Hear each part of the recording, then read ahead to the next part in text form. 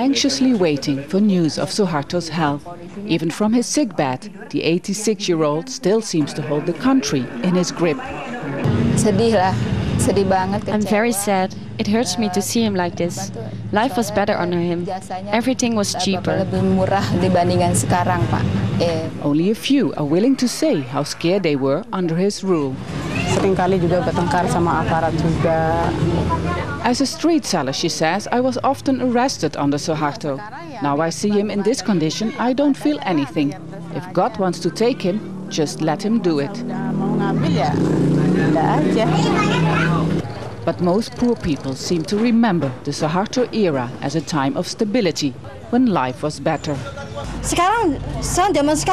Now everything seems to have fallen apart. We have disasters everywhere, many floods, people died, we have tsunamis. Everything is expensive, oil is expensive. I feel very sad when people want to bring Suharto to court. The longer people see Suharto suffering on television, the more sympathy they have for him. Calls to forgive the former dictator are growing day by day now. It's an important part of the Indonesian culture to forgive an old man who is dying. But on the other hand, most people seem also to have forgotten the very harsh side of his rule. During Suharto's 32-year presidency, it's thought 500,000 people were killed, mostly because they were accused of being communists. Later, the man who was called the Smiling General invaded East Timor.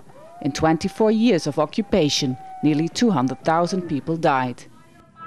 He was forced from office in 1998, when the Asian economic crisis and the lack of political freedom brought tens of thousands of student protesters onto the streets.